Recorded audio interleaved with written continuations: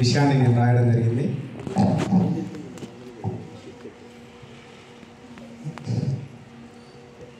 శ్రీరాములు లక్ష్మమ్మ పుణ్య దంపతులకు పుణ్యఫలాన తృతీయుండై జనించే. నలుగురు అన్నదమ్ముల అనురాగమై ఇద్దరి సోదరీమణుల ప్రియ సోదరుడై మెలిగే. పద్మావతిని పరిణయమాడి శ్రీమతిని ఒక బహుమతిగా తలిచే.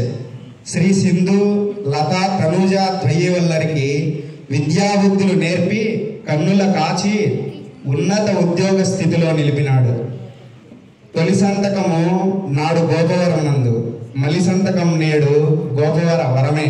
అంటే ఆయన గోపవరంలోనే మళ్ళీ రిటైర్డ్ అయినాడు. మొదట ఉద్యోగము గోపవరంలోనే చేశాడు. లెక్కల గురువై మక్కువతో అక్కువ చేర్చుకొని శిష్యులను హితులుగా మార్చే సజ్జన సన్నిహితుడై వృత్తి ధర్మశీలుడై సానుకూల దృక్పథంతో మెలిగినాడు. 1000 మాటలు ఏలా 1000 మాటలు ఏలా వెలగనబోయిన కృష్ణుడు వెలిగన్ జీవిత పతాన దీపదత్త న్యాయమై. 1000 మాటలు ఏలా వెలగనబోయిన కృష్ణుడు వెలిగన్ జీవిత పతాన దీపదత్త న్యాయమై. దీపదత్త న్యాయం అంటే మన గడప మీద దీపాన్ని ఉంచితే అటు వెలుగు వస్తుంది, ఇటు వెలుగు వస్తుంది. కాబట్టి ఆయన కుటుంబానికి ఉద్యోగానికి రెండింటికి దీపదత్త న్యాయమై వెలిగినాడు. కాబట్టి ఈ అవకాశాన్ని ఇచ్చినటువంటి పెద్దలందరికీ ధన్యవాదాలు తెలియజేసుకుంటూ సాగిస్తాను.